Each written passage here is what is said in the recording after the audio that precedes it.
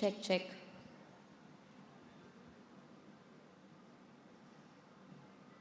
Hello, everyone. I am super excited today to do this with Kavita Garu because it's very nostalgic for me. కరెక్ట్గా 10 years back మనం interview చేసాం. గుర్తుందా మీకు? చెప్పండి. మీకు గుర్తుందా? 10 ఏళ్ల క్రితం మనం ఒక అద్భుతమైన ఇంటర్వ్యూ చేసాం.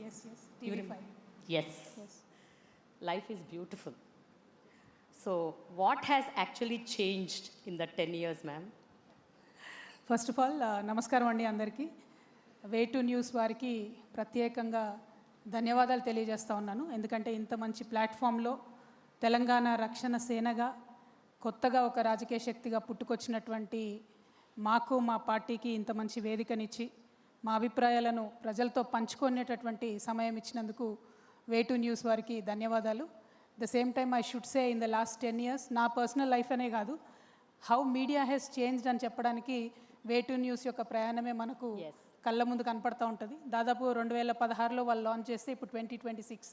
In the last 10 years the way they have change journalism అంటే సిటిజన్ సెంట్రిక్గా ఎట్లయితే మార్చుకోగలిగినారో దాదాపు 20 నుంచి 30 వేల మంది సిటిజన్స్ కంటిన్యూస్గా పంపిస్తూ ఉంటారు ఆర్టికల్స్, వాళ్ళ ఊర్లలో జరిగేటటువంటి సమస్యలన్నీ కూడా వే2 న్యూస్కి పంపిస్తూ ఉంటారు.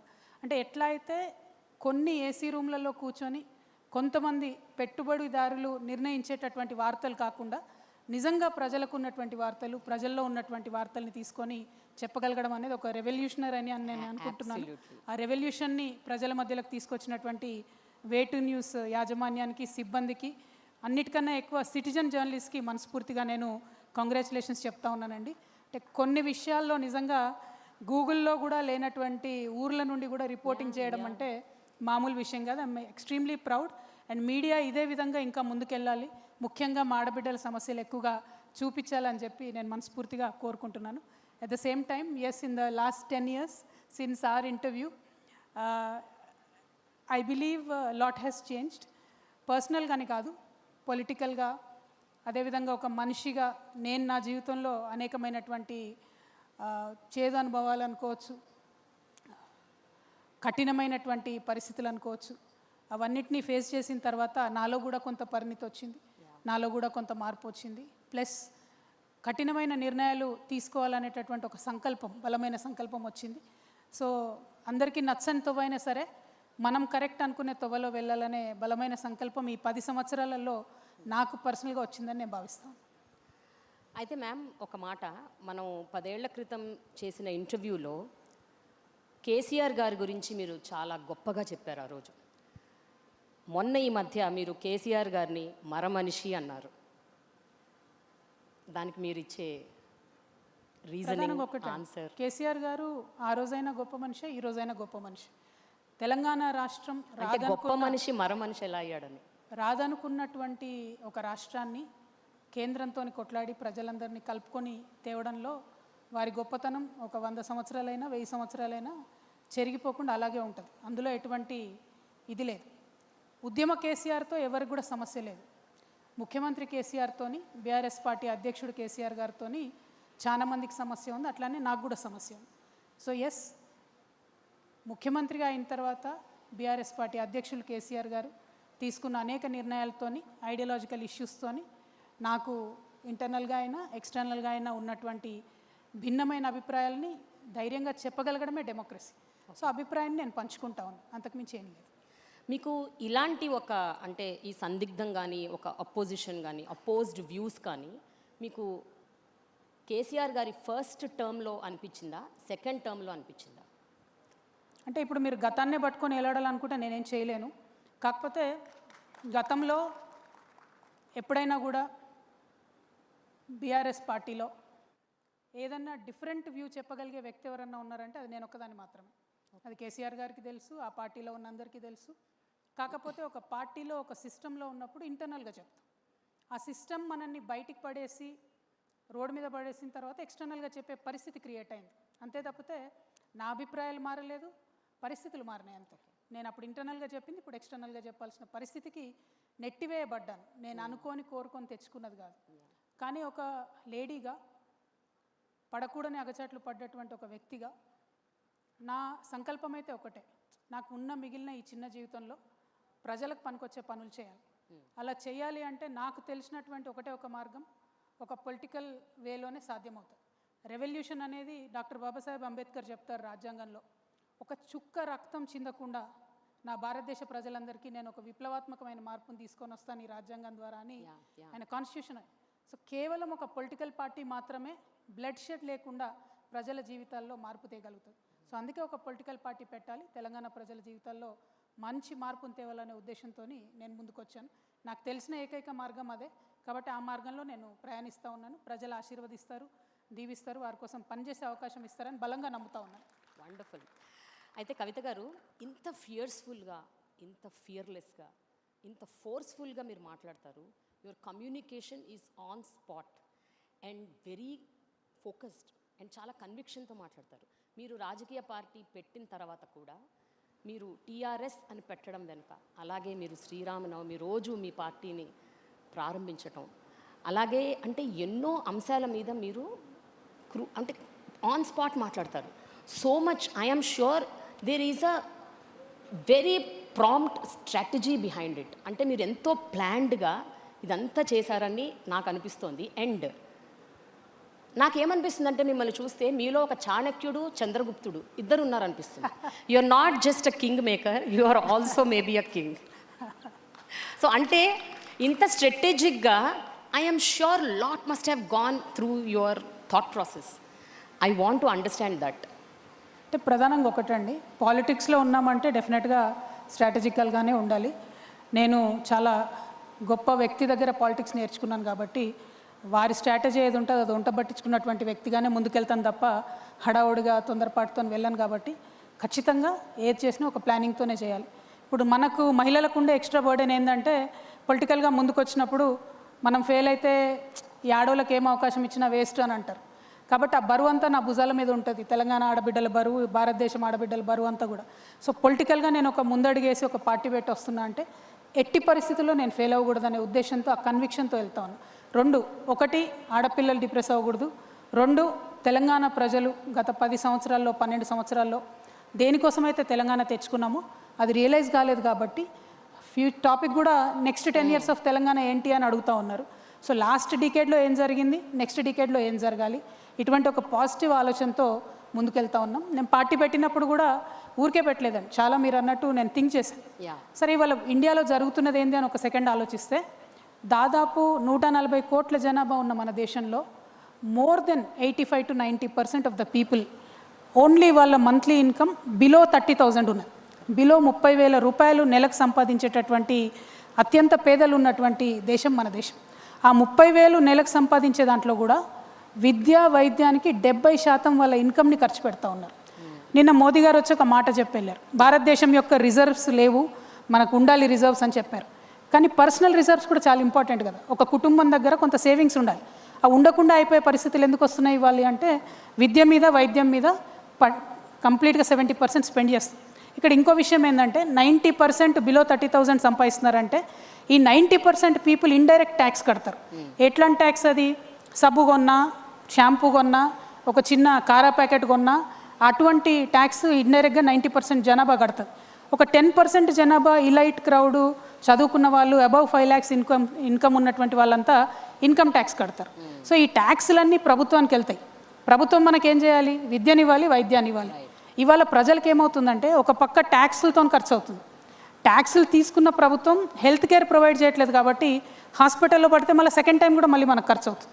సో మొత్తం మన ఇన్కమ్ ఏదైతే ఉందో, ముఖ్యంగా పేద మధ్యతరగతి వాళ్ళ ఇన్కమ్ ఏదైతే ఉందో 70% కూడా విద్యకు, వైద్యం ఖర్చు అవుతుంది. సో నేను పార్టీ పెట్టే ముందు ఒకటే ఆలోచించాను, నేననే వ్యక్తిని ఒక పార్టీ పెట్టడం ద్వారా నా ఫోటోలు 10 చోట్ల వేసుకోవడం, 10 మంది పేపర్ వాళ్ళకి రాసుకోవడానికో, 10 మంది యూట్యూబ్ ఛానల్ వాళ్ళకు టైంపాస్ చేసుకోవడానికో కాదు కదా పార్టీ పెట్టే. వాట్ ఈస్ ద గుణాత్మకమైన మార్పు, క్వాలిటేటివ్ చేంజ్ ఏం రావాలి సమాజంలో అని ఆలోచించినప్పుడు విద్య, వైద్యం ఈ రెండు గనక ప్రభుత్వం బాధ్యత తీసుకొని ఉచితంగా ఇవ్వగలిగితే, అది ప్రైవేట్ అయినా సరే, ప్రభుత్వం అయినా సరే, విద్య, వైద్యం నా తెలంగాణ ప్రజలకు ఉచితంగా ఇవ్వాలనే ఉక్కు సంకల్పంతోనే మేము ఈ పార్టీ పెట్టడం జరిగింది. రక్షణ సేన ఊరికే పెట్టలేదు, టైంపాస్కి పెట్టలేదు, లేకపోతే నాకెక్కడ అవకాశాలు లేక పెట్టలేదు. పొలిటికల్ కెరీర్కి అన్ని వైపుల నుంచి మనకు అవకాశాలు ఉన్నా కూడా ఒక ఇండిపెండెంట్ పార్టీగా ఉండాలి, ప్రజల మన్ననతో అధికారంలోకి రావాలి, అనుకున్నది చేయగలగాలి. ఎవరి ఫోర్స్ లేకుండా అనుకున్నది చేయగలగాలంటే ఉచిత విద్య, ఉచిత వైద్యం అని రెండు చాలా బలంగా సంకల్పించుకొని పెట్టినాం. దాంతోపాటు ఇంకా ఒక 3 ప్రధానమైన అంశాలు. వ్యవసాయం, ఇవాళ ఉన్నటువంటి పరిస్థితుల్లో ఆ గవర్నమెంట్ ధరణి అని పెట్టింది, ఈ గవర్నమెంట్ వచ్చి భూమాత అని పెట్టింది. అయినా కూడా రైతుకు భూ సమస్యలు అయితే తీరలేదు. ఎందుకంటే పేరు మారింది తప్ప only name has changed, game has not changed. కాబట్టి రైతుల కష్టాలు అట్లనే ఉన్నాయి. ఉపాధికి సంబంధించి కూడా ప్రతి ఒక్కరు వచ్చిన వాళ్ళల్లా ఉద్యోగాలు ఇస్తామంటారు తప్పితే ఎవరు కూడా ఉద్యోగాలు ఇచ్చే స్థాయికి మా యువకులు వెళ్ళాలి అని అనుకోవడం లేదు, మా యువతులు వెళ్ళాలని అనుకోవడం లేదు. కాబట్టి ఉపాధి మీద చాలా డీటెయిల్డ్గా వర్క్ చేసి ఆలోచన చేసి 2 lakhs to 20 crores వరకు మా యూత్ని నమ్మి, మా జన్జీని నమ్మి we want to invest in them. ఒక్క వాట్సాప్, ఒక్క గూగుల్, ఒక్క అమెజాన్ మన దగ్గర నుంచి ప్రొడ్యూస్ చేయగలిగినా కూడా ఐఎమ్ ష్యూర్ మొత్తం ఒక నెక్స్ట్ డికేడ్ అంతా కూడా తెలంగాణ బాగుంటుందనే ఉద్దేశంతో. ఇవన్నీ 4 ఒక ఎత్తు అయితే సోషల్ జస్టిస్ అని ప్రతి ఒక్కరు చెప్తారు లిప్ సర్వీస్ లాగా. Every party is in a situationship with social justice today. It's just in a situationship, they are not truly doing anything about మీరు బాగా జెన్జీ వర్డ్స్ బాగా నేర్చుకున్నారు మ్యామ్. బట్ జెన్జీ లాంగ్వేజ్ మీ పిల్లలు నేర్పుతున్నారా ఏంటి మీకు? Not really, it is a fact. అంటే వాళ్ళు ఏంటంటే నాన్ కమిటల్గా వీఆర్ దేర్ విత్ యూ అని చెప్పి ఒక సిచ్యువేషన్షిప్లో ఉన్నారు తప్పితే టుమారో మై పార్టీ తెలంగాణ రక్షణ సేన అధికారంలోకి వచ్చిన తర్వాత we will be married to social justice without a divorce option. So అంత డెడికేటెడ్గా, అంత కమిటెడ్గా, అంత సీరియస్గా సోషల్ జస్టిస్ కోసం పనిచేస్తాం. సోషల్ జస్టిస్ అంటే కేవలం కులాల ప్రాతిపదికని చెప్పట్లే నేను. వికలాంగులు ఉన్నారు, వికలాంగులకు కనీసం ఇంత పెద్ద సెక్రటేరియట్ కడితే ఒక ర్యాంప్ కట్టుకోలేదు మనం. వికలాంగులకు ఫ్రీ బస్ ఇవ్వడానికి ముఖ్యమంత్రి గారికి, ఇప్పుడున్న ముఖ్యమంత్రి గారికి మనసు రావట్లేదు. అదేవిధంగా సీనియర్ సిటిజన్స్ ఉన్నారు, వారికి ఫ్రీ బస్ ఇవ్వడానికి మనసు రావట్లేదు. అక్కడేమో బీజేపీని చూసుకుంటే సీనియర్ సిటిజన్స్కి ఉన్న ఆ మాత్రం రైల్వే డిస్కౌంట్ కూడా ఎత్తేసి పడేస్తారు. సోషల్ జస్టిస్ అంటే ఏంటి మ్యామ్? ఎవరైతే తమకు తాము హెల్ప్ చేసుకోలేరో వాళ్ళకి హెల్ప్ చేయాలి, వల్నరబుల్ సెక్షన్స్కి హెల్ప్ చేయాలి. ఇప్పుడు లొంగిపోయినటువంటి మావోయిస్టులు ఉన్నారు, దాదాపు 1,00,000 మంది ఉంటారు తెలంగాణలో. అన్ని గవర్నమెంట్స్ ప్రామిస్ చేసాయి మేము ఇది చేస్తాం, అది చేస్తాం. ఒక్క గవర్నమెంట్ కూడా ఏం పని చేయలేదు ఇంతవరకు. ఏపీలో కూడా అదే పరిస్థితి. అదేవిధంగా మాజీ సైనికులు ఉంటారు, 15 ఏళ్ళు సర్వీస్ చేసి ఒళ్ళు హూనం చేసుకొని వస్తారు. వాళ్ళకు కావాల్సిన ఒక చిన్న వెల్ఫేర్ మెజర్ కూడా ఏ గవర్నమెంట్ చేయడం లేదు. సో ఈ సోషల్లీ వల్నరబుల్ ఉన్న సెక్షన్స్ అన్నిటికీ, ట్రాన్స్జెండర్స్ కావచ్చు, వీరందరి కోసం కూడా సోషల్ జస్టిస్ అనే కాన్సెప్ట్తోని we want to be very committed and work for them. అది కాకుండా మనందరికీ తెలుసు భారతదేశం అంటేనే కులాల వ్యవస్థ. సో ఎస్సీస్ కానీ, ఎస్టీస్ కానీ, బీసీస్ కానీ, మైనారిటీస్ కానీ, ఆదివాసీలకు కానీ, అందరికన్నా ఎక్కువ మా ఆడబిడ్డలకు కానీ సరైనటువంటి అవకాశాలు రావాలి, సరైనటువంటి అద్భుతమైనటువంటి ప్లాట్ఫామ్ దొరకాలనుకుంటున్నాము. దానికోసమే పనిచేస్తాం. ఇంత కూలంకషంగా మీరు మొత్తం ప్లాన్ చేస్తానని చెప్తున్నారు కదా ma'am. But tell me, very political scenarios ఎంత వైబ్రెంట్గా మారుతూ ఉన్నాయి అంటే the so much changing around. And Gen Z culture వచ్చాక ఇంకా మనం పొలిటీషియన్స్ అంటే మనం అంటే నేను కాదు మీరు, ద ట్రెడిషనల్ థాట్ ప్రాసెసెస్, ఇప్పుడు the traditional way of thinking, ఇవి చేస్తాం, అవి చేస్తాం, అవి ఇస్తాం, ఇవి ఇస్తాం అని చెప్తే ఇప్పటి జనరేషన్ నమ్మే పరిస్థితుల్లో ఉందా? How do you make them believe that you are going to do rather than telling that I will do? అంటే మీరు చెప్తారు చేస్తాము అని, ఎంతమంది చేశారు? సో ఈ క్వశ్చన్ రేజ్ అవుతుంది. And Gen Z is not willing. నేను ఆ పాట ఎందుకంటున్నానంటే 2010లో పుట్టిన వాళ్ళు ఇప్పుడు 2028లో ఓట్లు వేస్తారు.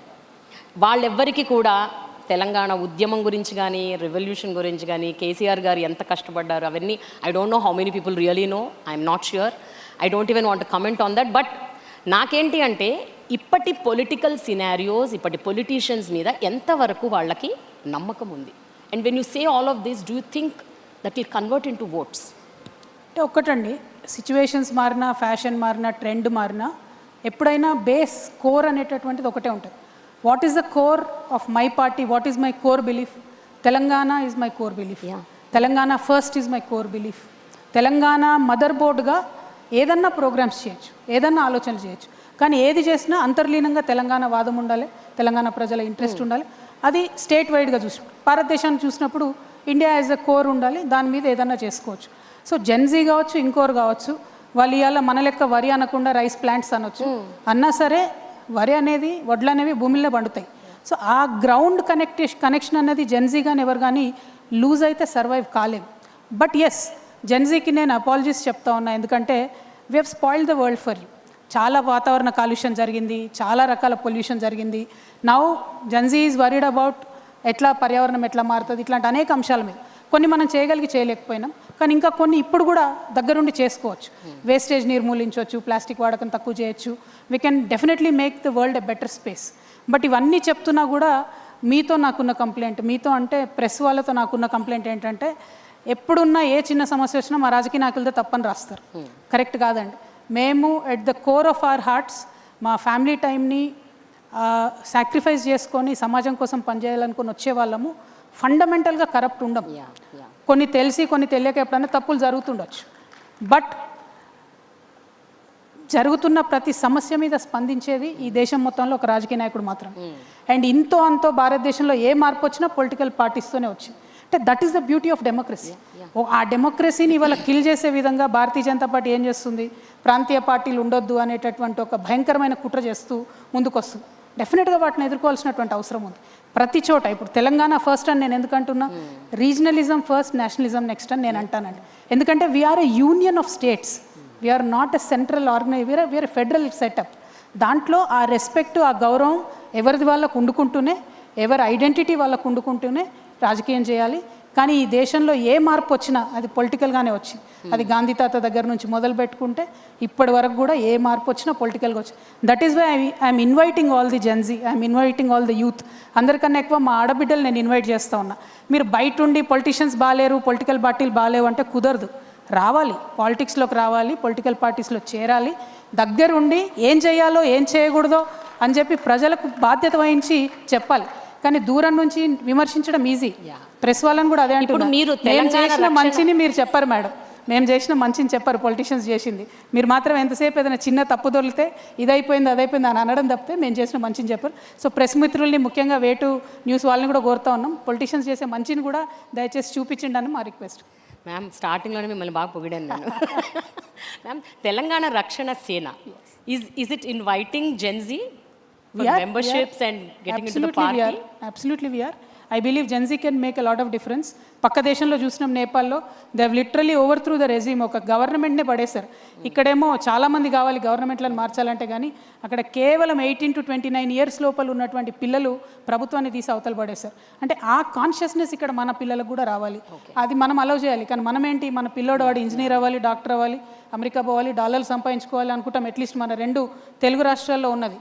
నేను కూడా ఆ కోవకు చెంది బాయిలర్ కోడి పిల్లలాగానే అమెరికా దాకా పోయి వెనక్కి వచ్చాను. కానీ తెలంగాణ ఉద్యమం నాకు నేర్పించింది ప్రజల మధ్యలో ఎట్లా ఉండాలి, ఉండడం వల్ల ప్రజలకు ఏం లాభం అని. అదే విషయం ఇవాళ జెన్జీకి తెలిస్తే, if they are among the people, they will work with the issues. I'm sure they will be way more effective than all of us put together. Ma'am, Telangana రాష్ట్రం ఏర్పడి ఇప్పుడు ఒక పుష్కరం దాటడానికి వస్తుంది, 12 years. మీరు చెప్పండి మ్యామ్, ఇప్పుడు ఈ 12 yearsలో ఏదైతే ఉద్యమానికి ప్రధాన కారణమైన నీళ్లు, నిధులు, నియామకాలు, అది ఎంతవరకు సక్సీడ్ అయ్యారు అట్లీస్ట్ ఇన్ 12 years అంటే ఏం చెప్తారు మీరు? And especially with regards to నీళ్ల విషయంలో ఇంకా చాలా రభస జరుగుతోంది. ఈ మధ్య కృష్ణా జలాల విషయంలో కూడా షేరింగ్, భాగస్వామ్యం అంటున్నారు. I want your comment on that. అంటే ఒక్కటండి, తెలంగాణ పర్స్పెక్టివ్లో చూసినప్పుడు మాత్రం నీళ్ళ విషయంలో దేనికోసం అయితే మనం కొట్లాడామో డెఫినెట్గా అన్యాయమే జరిగింది, న్యాయం జరగలేదు. కాంగ్రెస్ ప్రభుత్వం పెట్టినటువంటి ఖర్చుతో కలుపుకుంటే బీఆర్ఎస్ ప్రభుత్వం 1,89,000 కోట్లు ఖర్చు పెట్టింది. ఇప్పటి వరకు కాంగ్రెస్ ప్రభుత్వం 30,000 కోట్లు ఖర్చు పెట్టింది కేవలం సాగునీటి విషయంలో. కానీ ఇన్ని లక్షల కోట్లు ఖర్చు పెట్టినా కొత్తగా వచ్చింది ఎంత అంటే 15 లక్షల ఎకరాలకు మాత్రమే నీళ్ళు ఇచ్చుకోగలరు తెలంగాణ భూభాగంలో. అదే ఆంధ్రాలో రాష్ట్రాలు విడిపోయిన తర్వాత పోలవరం ప్రాజెక్ట్కి నేషనల్ స్టేటస్ రావడం, అదేవిధంగా అక్కడ ఏ పార్టీ ఉన్నా వాళ్ళు రకరకాల ఏర్పాట్లు చేసుకోవడంతో తెలంగాణ రాకముందు ఎన్ని నీళ్ళు అయితే వాడుకున్నారో ఆంధ్రాలో, అంతకన్నా ఎక్కువ నీటిని ఇప్పుడు వాడుకుంటున్నారు 2 నదుల్లో, కృష్ణ అయినా గోదావరి అయినా. సరే, అది ఆంధ్ర పాలకుల గొప్పతనమా మంచితనమా అన్నది పక్కన పెడితే, తెలంగాణ పాలకులు మాత్రం ఈ విషయంలో డెఫినెట్గా తెలంగాణ ప్రజలను ఫెయిల్ చేసినారన్న విషయం చెప్పక తప్పదు. ఎందుకంటే లెక్కలు చూసుకున్నా, గణాంకాలు చూసుకున్నా, క్షేత్రస్థాయిలో వెళ్ళి రైతుల పరిస్థితి చూసినా కూడా పెట్టినటువంటి ఈ ఖర్చుకి వచ్చినటువంటి నీళ్లకు సంబంధం లేదు. అందుకే మేము చెప్తా ఉన్నాం, చాలా ఫోకస్డ్గా పనిచేయాలి. చాలా చిన్న చిన్న స్ట్రీమ్స్ ఉంటాయి. Telangana is a beautiful geography.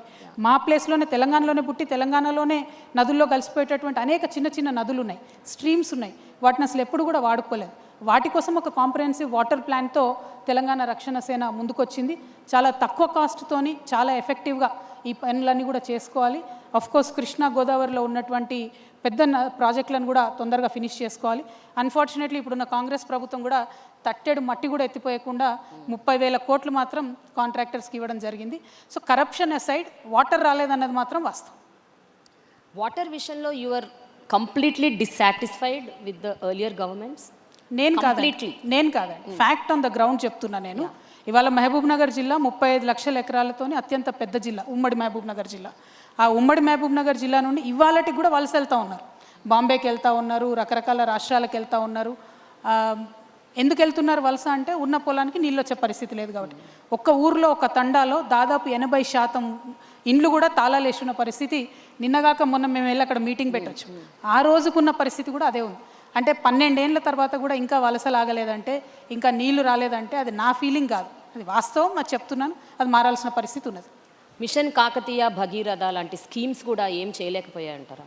No నేను అసలేం జరగలేదు అనట్లేదు. 2 పెద్ద నదుల్లో కృష్ణ కానీ గోదావరి కానీ, దాని నుంచి ఎగ్జాంపుల్ మేడం, గోదావరిలో మాకు తెలంగాణకు 964 టీఎంసీలు నీళ్ళు రావాలి. ఈరోజు మన ఇద్దరం ఇక్కడ మాట్లాడుకునే ఈ క్షణం కూడా 250 టీఎంసీలకు పైగా గోదావరిలో ఒక చుక్క కూడా వాడుకోలేదు. ఇది ఆంధ్రలో ఫాల్ట్ కాదు కదా. తెలంగాణ రాష్ట్రం వచ్చి 12 ఏళ్ళు అయింది కదా. 121,000 కోట్లు కాళేశ్వరం ఉన్న పాలమూరు రంగారెడ్డి మీద ఖర్చు పెట్టాం కదా. మరి ఎందుకు నీళ్లు రాలేదు అని అడిగితే ఏముంది జవాబు? సో నేను అనేది అది, మనం చేయగలిగి ఉండి మన చేతుల్లో ఉండి నిధులు పెట్టి టైం బౌండ్ ఫినిష్ చేసుకోలేక, పాలమూరు రంగారెడ్డి ప్రాజెక్టు 30 నెలల్లో ఫినిష్ చేస్తామని కట్టినటువంటి మొదలుపెట్టిన ప్రాజెక్టు ఇవాళకి 132 నెలలు అవుతుంది. అంటే 10 ఏళ్ళు అవుతుంది, చుక్క నీళ్ళు రాలేదు. ఇప్పుడు దాని ఎస్టిమేట్ 85,000 కోట్లు, మొదలుపెట్టినప్పుడు దాని ఎస్టిమేట్ 32,000 కోట్లు. అంటే ఆ డిఫరెన్స్ ఏదైతే ఉందో అది ప్రజల మీదనే బర్డెన్. ఇవి ఒక పక్కన పెడితే ఈ 10 ఏళ్లలో ఎంత నష్టం జరిగింది ఈ నీళ్ళు ఇవ్వలేక అంటే దాదాపుగా 2.5 లక్షల కోట్ల రూపాయలు డైరెక్ట్గా రైతులకు రావాల్సిన ఇన్కమ్ రాకుండా పోయింది. సో ఒక పక్క రాకుండా నష్టం, ఇంకొక పక్క నీళ్లు రాకపోవడం. So దర్స్ a lot of opportunity cost that is lost. మీకు ఒక పక్క స్ట్రాటజీ ఉందా మ్యామ్ ఈ విషయంలో? నీళ్లకు సంబంధించి you have a proper plan in place? 100%. As I said, local స్ట్రీమ్స్ని బాగా వాడుకోవాలి. పెద్ద పెద్ద వాగులు ఉన్నాయి తెలంగాణలో, వాటి మీద ఖచ్చితంగా మంచి గేట్స్ పెట్టి చెక్ డ్యామ్స్ పెట్టుకోవాలి. పెద్ద పెద్ద ప్రాజెక్ట్స్ ఏవైతే ఉన్నాయో ఆ ప్రాజెక్ట్స్కి మధ్యలో కూడా చిన్న యానికట్స్, బ్యారేజెస్ కట్టుకొని వాడుకోవాలి. ఇవాళ ఆంధ్రప్రదేశ్ ఏం చేసింది, మా దగ్గర ఆర్డీఎస్లోనేమో ఆ యానికట్ ఏదైతే ఉందో ఇవాళటి వరకు కూడా అది అట్లనే ఉంది. కానీ అటుపక్క వాళ్ళు దాన్ని సుంకేష్లను బరాజ్గా మార్చుకొని దాని నుండి దానికే సప్లిమెంట్ చేసే విధంగా 2, 3, 4 అంటే ఒక స్ట్రీమ్ ఫెయిల్ అయితే ఇంకో స్కీమ్ ఫెయిల్ అయితే ఇంకోటి అని అట్లా నిర్మించుకోగలిగారు. సో ఆ వ్యవస్థ ఏర్పాటు చేసుకోగలగాలి. ఇవాళ ఆంధ్ర తెలంగాణ అనేటటువంటి అంశం ఏదైతే నీళ్ళ కొట్లాట అయిందో ఆనాటికి ఈనాటికి కూడా గోదావరి నీళ్లు 4,000 టీఎంసీలు పోయి సముద్రంలో కలిసిపోతున్నాయండి. ఎవరు వాడుకోలేకపోతున్నారు. అన్ఫార్చునేట్ కదా. దానికి వ్యవస్థ తయారు చేసుకోవాలి. దానికోసం డెఫినెట్గా ప్లాన్ ఉంది, దాని ప్రకారం పనిచేస్తాం. 2028 ఎలక్షన్స్ దగ్గర పడుతున్నాయి, ఇంకా జస్ట్ 2 years.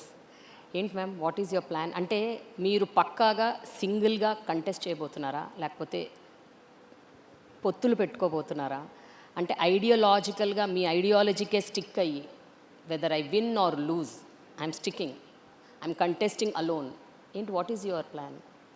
వెల్, 2028లో తప్పకుండా 2028 డిసెంబర్లోనే ఎన్నికలు జరుగుతాయని అనుకుందాం. ఒక మాట, ఆనాడు జరిగిన మన ముఖ్యమంత్రి గారు కంటిన్యూస్గా చెప్పినట్టు ఒక 6 నెలలు ఆయనకు బోనస్ వచ్చి 2029 మేలో జరిగినా కూడా ఈ రాష్ట్రంలో మాత్రం తెలంగాణ రక్షణ సేననే అధికారంలోకి రాబోతూ ఉంది. మేము అన్ని చోట్ల కూడా కంటెస్ట్ చేస్తాం. డీలిమిటేషన్ అయినా, మహిళా రిజర్వేషన్ వచ్చినా, ఏదొచ్చినా వీఆర్ ప్రిపేర్డ్.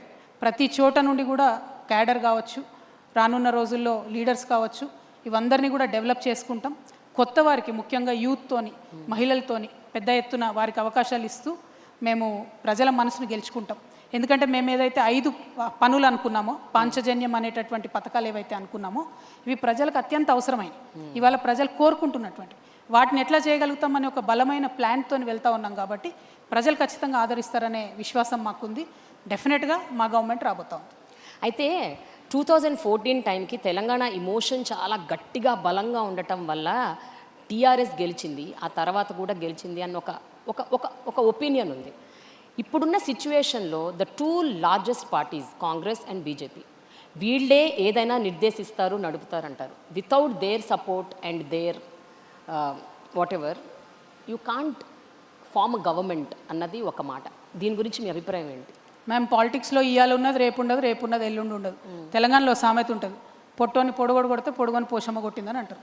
సో ఎట్లుంటుంది అని అంటే, ఇవాళటి వరకు మేము చాలా బలవంతుణ్ణి అని అనుకునేటటువంటి వాళ్ళు రేపు పొద్దున ఒక చిన్న సంఘటనతో మొత్తం సినారియో మారిపోతుంది. ఇవాళ పరిస్థితి చూడండి. నిన్న మొన్నటి వరకు బండి సంజయ్ గారు అంటే తిరుగులేని బీజేపీ నాయకుడిగా ఇక్కడ పేరుండే. నిన్న జరిగినటువంటి సంఘటనలో వారి అబ్బాయి మీద వచ్చినటువంటి ఆరోపణలో ఆయనంతట ఆయన స్వయంగా వాళ్ళ కొడుకుని తీసుకెళ్లి పోలీసులకు అప్పచెప్తే ఆ పేరు అట్లానే ఉండేది. కానీ ఇవాళ ఏం జరుగుతోంది? అంత తీవ్రమైన ఆరోపణలు ఎదుర్కొంటున్నా కూడా కంప్లీట్గా రేవంత్ రెడ్డి గారు బండి సంజయ్ గారిని రక్షించడము, తెలంగాణ మహిళలందరూ నోటీస్ చేస్తున్నారు ఏం జరుగుతుందని చెప్పి. అంత గ్రేవ్ ఆరోపణలు ఉంటాయి. పాక్సో కేసు పెడితే, సెక్షన్ 6 లాంటి నాన్ బెయిలబుల్ సెక్షన్ పెడితే కూడా నేను విచారణకు రాను అని వాళ్ళ నుంచి ఒక మెయిల్ పెట్టేస్తే పోలీసు వాళ్ళు అబ్స్కాండింగ్ అని చెప్పి పట్టుకొని జైల్లో వేయకపోతే తెలంగాణ మహిళలు చూడరు అనుకుంటారా అండి? డెఫినెట్గా చూస్తారు. కానీ ఎప్పుడు చెప్పాలో డెసిషన్ అప్పుడు చెప్తారు. కాబట్టి ఇట్లాంటి సంఘటనలతోని ఒక పక్క కాంగ్రెస్ పార్టీ, ఇంకొక పక్క భారతీయ జనతా పార్టీ కంప్లీట్గా ప్రజల యొక్క ఫేత్ని కోల్పోతూ ఉన్నారు. ఈ రాష్ట్రంలో యాజ్ ఆన్ టుడే మనం ఇట్లా మాట్లాడుతున్నటువంటి సందర్భంలో కూడా ప్రతిరోజు 7 మంది ఆడబిడ్డల మీద అత్యాచారం జరుగుతుంది. ఇది రిపోర్టెడ్ ఫిగర్స్ నేను చెప్పేది. అన్రిపోర్టెడ్ ఫిగర్స్ క్రైమ్ విమెన్ మీద ఎంత అవుతుంది అన్నది చాలా భయంకరంగా ఉంది. కానీ ముఖ్యమంత్రి గారు, కాంగ్రెస్ పార్టీ ఏమాత్రం కూడా విశ్వాసం కల్పించలేకపోతా ఉంది. ఇవాళ బండి సంజయ్ గారి విషయంలో ఎందుకు ప్రభుత్వం ఇంత లీనియంట్గా వ్యవహారం చేస్తోంది? అది డెఫినెట్గా ప్రభుత్వం రేపు ఆన్సర్ చేయాల్సిందే. ఇంకొక మాట, ఈ ఒక పక్క వీళ్ళ మీద లీనియన్సీతో వ్యవహరించడం అయితే, ఇంకొక పక్క ఆడపిల్లని బదనాం చేయాలి. ఫస్ట్ ఆడపిల్ల మీద విపరీతమైన వార్తలు వేయడం, అసలు ఆ అమ్మాయి క్యారెక్టర్ ఏంటని మాట్లాడు. వీళ్ళెవరు జడ్జ్ చేయడానికి? అసలు who are you to judge a person's character? ఇష్టం వచ్చినట్టు వార్తలు రాయడం. నేను నిన్న కూడా డిమాండ్ చేశాము, డీజీపీ గారికి కూడా లెటర్స్ రాసినాము. మళ్ళీ కూడా చెప్తా ఉన్నాం, ఎవరైనా సరే ఆడపిల్ల మీద ఇష్టం వచ్చినట్టు రాసినటువంటి ఏ వ్యక్తులైనా సరే వాళ్ళ సోషల్ మీడియా అకౌంట్స్ని తప్పకుండా ఫ్రీజ్ చేయాలి. యూట్యూబ్ ఛానల్స్ ఉంటే వాళ్ళని క్లోజ్ చేయాలి. ఇవి కరెక్ట్ పద్ధతి కాదు, కరెక్ట్ సిస్టమ్ కాదు. Yes, let the courts decide, let the police decide, let them conduct investigation. అవేమి జరగకముందు who are you to do a trial? ఈ మీడియా ట్రయల్ అనేటటువంటి కల్చర్ ఎంత ఎంకరేజ్ చేస్తే ఆడపిల్లలకు అంత నష్టం జరుగుతుంది. కాబట్టి దాన్ని మాత్రం నేను తీవ్రంగా ఖండిస్తున్నా. అట్ ద సేమ్ టైం నేను మొన్న కూడా చెప్పాను, బండి సంజయ్ గారు ప్రధానమంత్రి గారితో స్టేజ్ షేర్ చేసేది లేకుండే. ఒక పక్క ప్రధానమంత్రి గారు, ఇంకో పక్క ముఖ్యమంత్రి గారు, ఈ పక్కన బండి సంజయ్ గారు ఉంటే ఇన్వెస్టిగేషన్ ఎట్లా చేస్తారండి చేసే ఆఫీసర్? పైగా ఒక సిట్ వేయలేదు, జూనియర్ ఆఫీసర్స్ని పెట్టినారు. సో ఇది every which way Revanth Reddy గారు యాంటీ ఉమెన్ అని ఎస్టాబ్లిష్ చేసుకుంటున్నారు తప్పితే ఇదైతే కరెక్ట్ పద్ధతి కాదు. మేము ప్రభుత్వాన్ని డిమాండ్ చేస్తున్నాం, నిష్పక్షపాతంగా ఎంక్వైరీ జరగాలి. ఈ ఎంక్వైరీ అయ్యేంత వరకు కూడా బండి సంజయ్ గారు తప్పుకుంటే బాగుంటుంది వారి పదవి నుండి. హోంశాఖ సహాయ మంత్రిగా వారు ఉన్నప్పుడు నిష్పక్షపాతంగా ఇన్వెస్టిగేషన్ జరుగుతుందంటే నమ్మే పరిస్థితిలో మాత్రం తెలంగాణ ఆడబిడ్డలు లేరు. కానీ రీసెంట్గా మీరన్నట్టే బీఆర్ఎస్ లీడర్స్ కూడా చాలామంది దీని మీద దుమ్మెత్తిపోశారు, ఉవ్వెత్తున అగ్రెసివ్ అయిపోయారు. దేవర్ సేయింగ్ విమెన్కి అన్యాయం జరుగుతుంది, క్రైమ్ రేట్ పెరుగుతుంది అగేన్స్ట్ విమెన్, అట్రాసిటీస్ పెరుగుతున్నాయి, రేప్స్ పెరుగుతున్నాయి, there is no security for women అని బీఆర్ఎస్ నాయకులు కూడా అంటున్నారు. So what is your? సమస్యను ఏ పొలిటికల్ పార్టీ హైలైట్ చేసినా తప్పులేదు. ఎవరైనా సరే సమస్యను ఏ పొలిటికల్ పార్టీ హైలైట్ చేసినా తప్పులేదు. ప్రభుత్వంలో ఉన్న వాళ్ళ బాధ్యత కదా. ప్రభుత్వంలో ఉన్న రేవంత్ రెడ్డి గారు స్పందించాలి, కనీసం ఇట్లాంటి అంశాల మీద స్పందించి ఏం చేస్తారనేటటువంటి ఒక ప్లాన్ ఆఫ్ యాక్షన్ చెప్పాలి. ఆ విశ్వాసం అయితే కల్పించినట్టు కనిపించట్లేదు. అందుకనే మేము రేపు ప్రధానమంత్రి మోడీ గారికి కూడా లెటర్ రాస్తాం, బండి సంజయ్ గారిని తప్పించండి అని చెప్పి డిమాండ్ చేస్తాం. మీరు రాస్తున్నారా? Yes, definitely. ఓకే. అదే స్టేజ్ మీద ఇంకొకటి జరిగింది మ్యామ్. మొన్న మోడీ గారు రేవంత్ రెడ్డి గారిని అన్నారు, హమారే సాత్ జోడో అని. ఓ ఆల్రెడీ జుడికే హై భయ్, వాళ్ళిద్దరు కలిసి ఉన్నారు ఆల్రెడీ. ఆయన ఆర్ఎస్ఎస్ సీఎం అని మేము ఎప్పుడో చెప్పినాం, కొత్త ఏం కాదు. ఆయన బడే బాయ్ చోటే బాయ్ అని డే 1 నుంచి వాళ్ళు కలిసే ఉన్నారు, డిఫరెంట్ కాదు.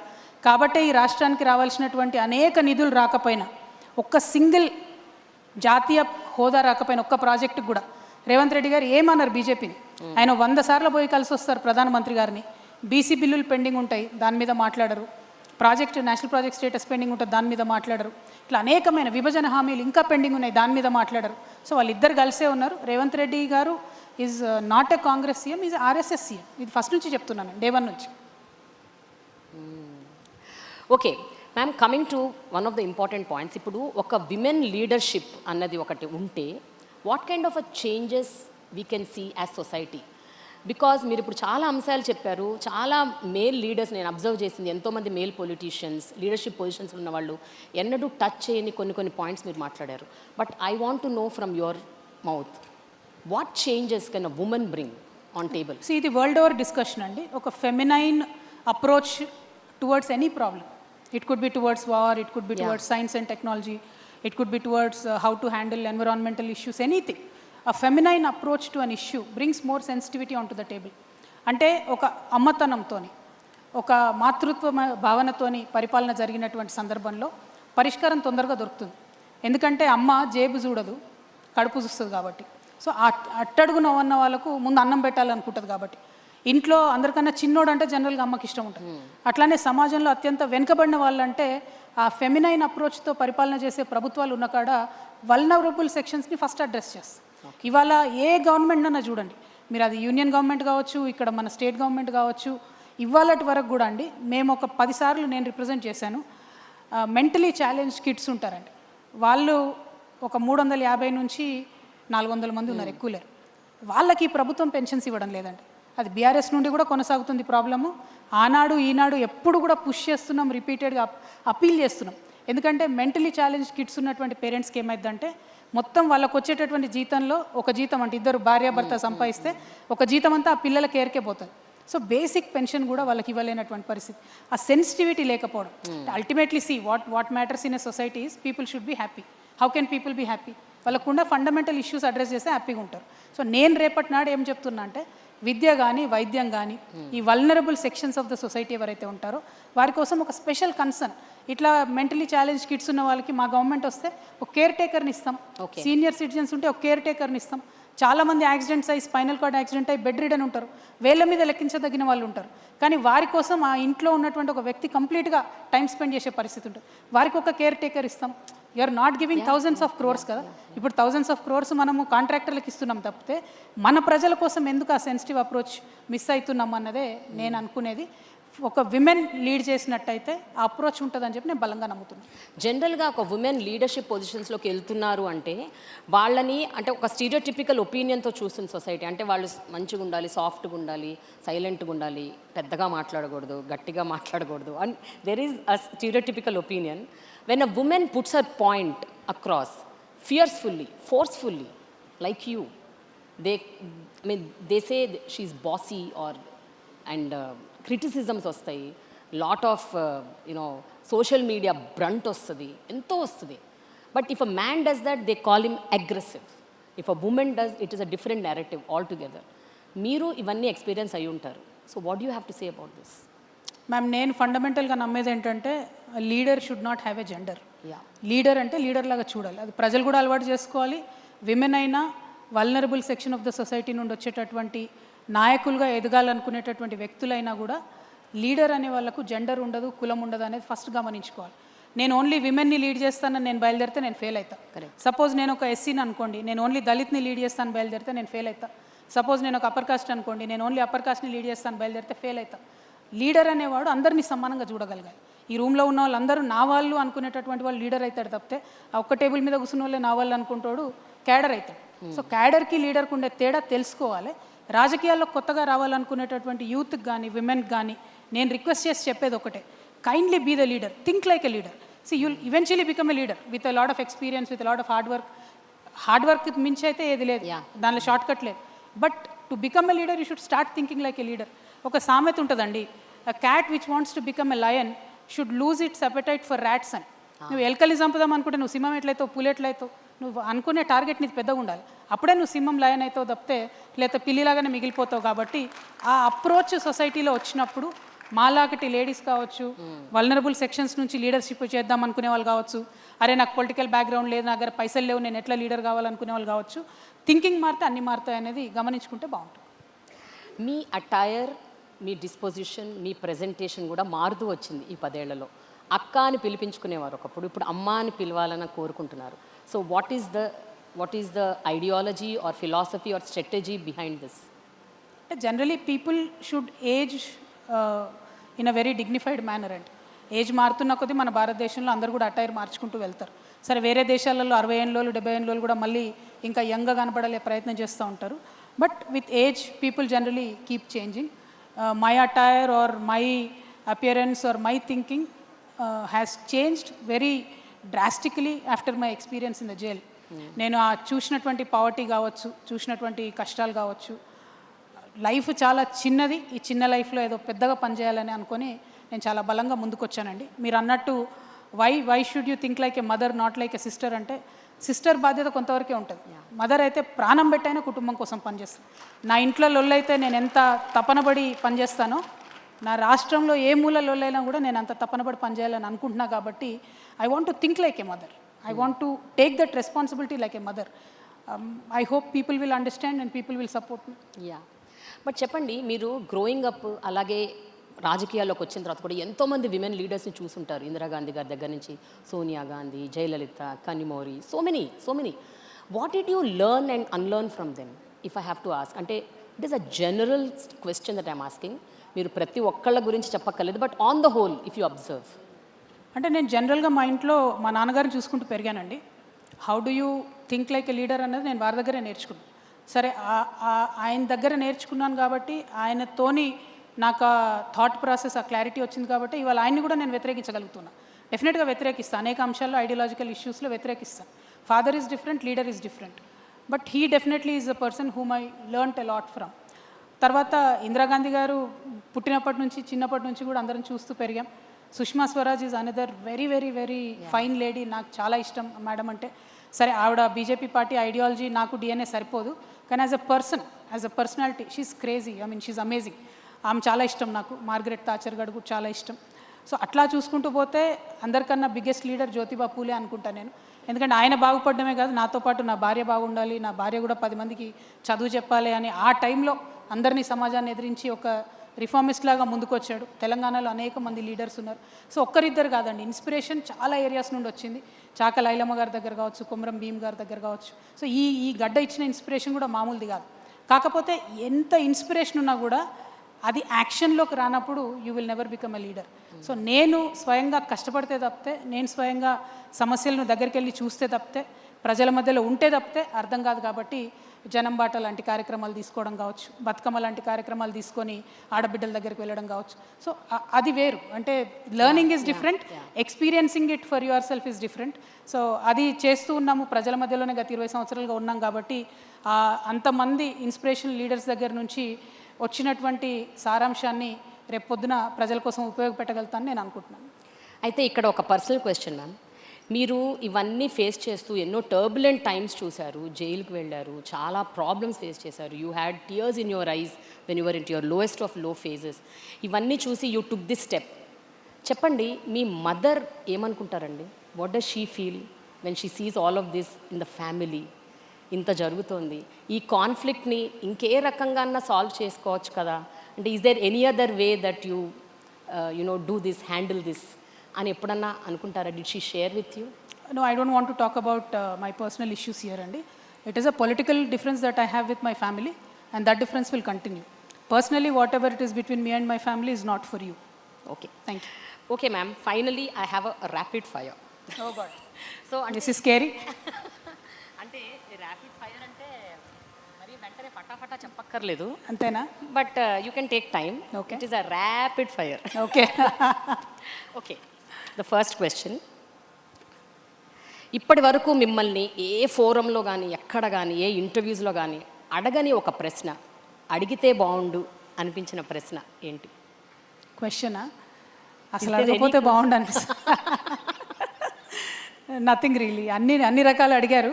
అయితే ఈ మధ్య యూట్యూబ్లో వచ్చినాక ఏంటంటే మేము ఆన్సర్లు చెప్పమో అవసరం లేకుండా వాళ్ళే అడిగేస్తున్నారు. కాబట్టి Okay. చాలా క్వశ్చన్లు అడిగారు. అడగంది ఏం లేదు అనుకుంటున్నాను నేనైతే. ఓకే, విజయ్ గెలుపు అండ్ మమతా ఓటమి, మీ ఒపీనియన్ ఏంటి?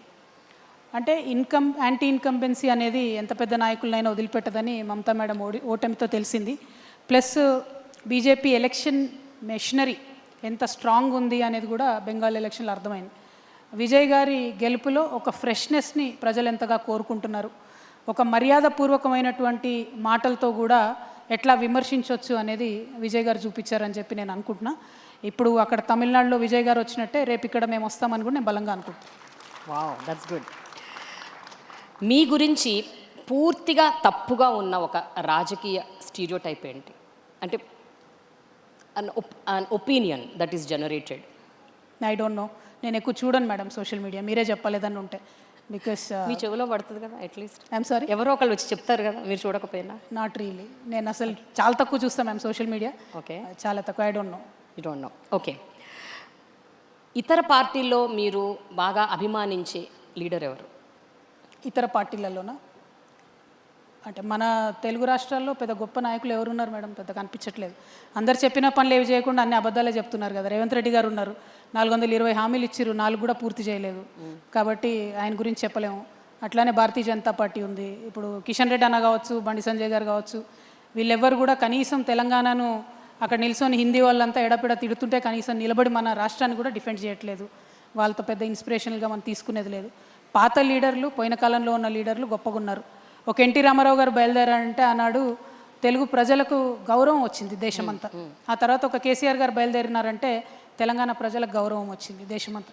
అట్లాంటి టాల్ లీడర్స్ జాబితాలో నేను చేరాలనుకుంటున్నాను. ఈ పెట్టి పాలిటిక్స్, చిన్న చిన్న పాలిటిక్స్, కరప్షన్స్ ఇట్లా చేసేటటువంటి లీడర్స్ని అభిమానించేటటువంటి పరిస్థితి కూడా లేదనుకుంటున్నాను.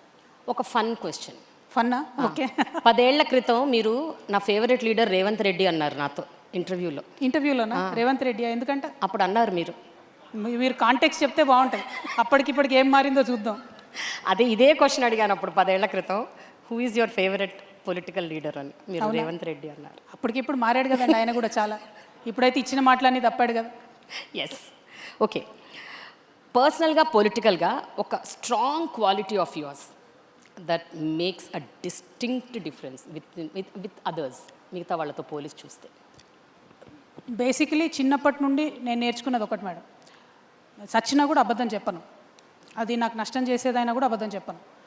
అది నాకు చాలా నష్టాన్ని ఇచ్చింది పర్సనల్ లైఫ్లో కూడా, పాలిటిక్స్లో కూడా. But it's okay, I don't care. ఎందుకంటే అల్టిమేట్లీ ట్రూత్ విల్ విన్ అని నేను బలంగా నమ్ముతాను. మొన్న నా కేసు విషయంలో అదే చెప్పాను, అంతకుముందు అదే చెప్పాను. అనేకమైన పొలిటికల్ ఫోరమ్స్లో డైరెక్ట్గా చాలామంది నాకు శత్రువులైనా కూడా I'm the person who speak the truth.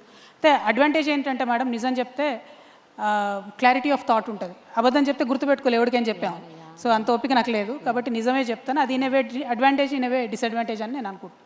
So ఒక అబద్ధం నిజంలాగా స్వైర విహారం చేస్తుంటే సోషల్ మీడియాలో ఎలా అనిపిస్తుంది? ఎందుకంటే మీరు అన్నారు ఆ లిక్కర్ స్కామ్ విషయంలో, ఇది కూడా అగైన్ 10 years బ్యాక్ నా ఇంటర్వ్యూలో అన్నారు. లిక్కర్ స్కామ్ విషయంలో 10 years బ్యాక్ నాకు ఇచ్చిన ఇంటర్వ్యూలో అప్పుడు ఒక మాట అన్నారు, లిక్కర్ అన్నది చాలా బ్యాడ్, ఏ దేశంలో ఉండకూడదు అని మీరు ఒక స్టేట్మెంట్ ఇచ్చారు. అప్పుడు మీరు ఎప్పుడైతే ఆ లిక్కర్ స్కామ్ విషయంలో మిమ్మల్ని నిందితులుగా పెట్టారో, ఇది ఒక మీమ్ లాగా వెళ్ళిపోయింది సోషల్ మీడియాలో. And it was laughing stock అనమాట, విచ్ ఈజ్ ఇప్పుడు నిజం బయటపడ్డది that you are out of it, it clean chit ఇచ్చారని. So when you see such things which is not real, what goes through, how do you feel? Madam ఒక్కటి నేనేమంటున్నా, మనము ఎట్లా ఉంటామో అట్లా ఉంటాం. దాన్ని కొంతమంది అర్థం చేసుకుంటారు, కొంతమంది సిచ్యువేషనలీ వాళ్ళు ఎట్లా చూడాలనుకుంటే అట్లా చూస్తారు. Simple as that. నేను ఇప్పటికి కూడా బలంగా చెప్తా ఉన్నా, నేను ఆస్ట్రాలజీ కూడా బలంగా నమ్ముతాను, ముహూర్తాలు కూడా అన్నీ ఫాలో అవుతాను. జనరల్గా లిక్కర్ కానీ రాహు కానీ ఇవన్నీ మనకు సరిపడినటువంటి అంశం. కానీ బీజేపీ బై డిజైన్, ఒక వ్యక్తి కేజ్రీవాల్ అనేటటువంటి వ్యక్తి యాంటీ కరప్షన్ పేరుతో వచ్చినటువంటి వ్యక్తి కాబట్టి ఆయనను కరప్షన్ అలిగేషన్స్లో ఇరికించాలి. అదేవిధంగా కల్వకుంట్ల చంద్రశేఖరరావు గారిని బద్నాం చేయాలంటే ఏం చేయాలి, వాళ్ళ డాటర్ ఎవరైతే సంస్కృతి సాంప్రదాయాల పేరుతో వచ్చిందో ఆవిడని యాంటీ ట్రెడిషన్స్కి పోర్ట్రే చేయాలంటే ఏం చేయాలని చెప్పి ఈ లిక్కర్ కేసు అనేటటువంటిది by design Bharatiya Janata party చేసినటువంటి స్కీమ్. దీన్ని కోర్ట్స్ చూసి డిశ్చార్జ్ చేశారు. Madam acquittal is difference, discharge చేస్తూ జడ్జి గారు ఏం చేశారు, నేను ఖచ్చితంగా ఆ సిబిఐ ఆఫీసర్ మీద ఎంక్వైరీ చేస్తున్నాను, it's first time in Indian history. So అంత బలంగా ఈ కేసులో ఏమీ లేదని వారు చెప్పడం జరిగింది. అల్టిమేట్గా నేను మీతో చెప్పేది ఏంటంటే మేడం, బయటవాడు ఏం చూస్తాడన్నది పక్కన పెడితే మన ఫ్యామిలీ, మన ఇంటి వాళ్ళు మనల్ని బలంగా నమ్మి మనతో సైడ్ చేసి ఉంటే ప్రపంచాన్ని ఎదిరించవచ్చు. నా విషయంలో నాకు మా అమ్మగారి సైడ్ నుంచి ఆ సపోర్ట్ నేను అనుకున్నంత రాలేదు, కానీ నా అదృష్టం బాగుంది, మా అత్తగారి సైడ్ వాళ్ళు చాలా బలంగా నన్ను సపోర్ట్ చేశారు. కాబట్టి ఇవాళ ఇట్లా మీ ముందు నిలబడి మాట్లాడగలిగేటటువంటి ధైర్యం కానీ, తెగో కానీ, ముందుకెళ్ళేటటువంటి అవకాశం కానీ వచ్చిందని నేను నమ్ముతా ఉన్నాను. ఓకే, ఏది ఎక్కువ కష్టం అండి, public criticism or private betrayal? Betrayal private betrayal అయినా బయటికి చూపించలేం కదా madam. Public criticism is easy because if you are with the truth you can face it. But ఇప్పుడు మల్టీలేయర్డ్ అయిపోయింది కదా, యూట్యూబ్ తర్వాత ట్విట్టరు తర్వాత ఫేస్బుక్. సో ఒక్కొక్క దగ్గర ఒక్కొక్కటి వస్తూ ఉంటుంది. అది ఫేస్ చేయడం వ్యక్తిగతంగా కూడా ఇబ్బందే, పొలిటికల్ పార్టీస్ కూడా ఇబ్బందే, అన్నిటికన్నా ఎక్కువ ప్రజలకు ఇబ్బంది. ఎందుకంటే ఒక్కొక్క ఫోరం ఒక్కొక్కటి చెప్తుంది. ఇవాళ వాస్తవంగా తెలంగాణలో కరెక్ట్ వార్త ఏది చూడాలి అంటే నమస్తే తెలంగాణ కొనుక్కోవాలి, ఈనాడు కొనుక్కోవాలి, ఆంధ్రజ్యోతి కొనుక్కోవాలి, అన్ని పేపర్లు చూస్తే తప్పితే అసలు విషయం ఏందని అర్థం కానటువంటి పరిస్థితి వచ్చింది. So it is unfortunate it has come to that. Yeah, రాజకీయ నాయకుల్లో ఈ మధ్యకాలంలో మీరు అబ్జర్వ్ చేస్తే మోస్ట్ ఓవర్ రేటెడ్ క్వాలిటీ ఏంటి which you are observing? Over రేటెడ్గా కనిపించే క్వాలిటీ ఏంటి? I don't no. బేసిక్ ఇప్పుడు మళ్ళీ చెప్పినట్టుగా రాజకీయ నాయకులు అందరూ కూడా చెడ్డవాళ్ళు కాదు. యా అంటే in general, I'm talking in general. We're out of time. Yeah, fine. See, this is a bad question. We'll close it in 5 minutes, okay? Yeah. I don't know, ma'am. I can't say because we are all very good politicians at the heart. Oh, Yes. really? Okay. Okay. Final question అండి.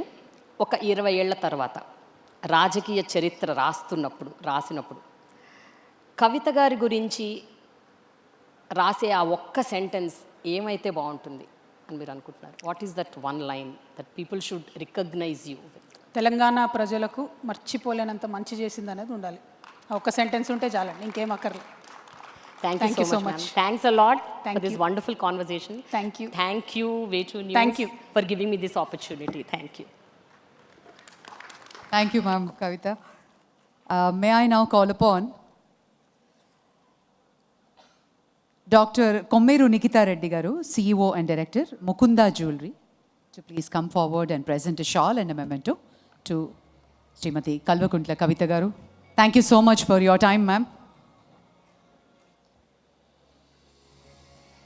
Ladies and gentlemen, a huge round of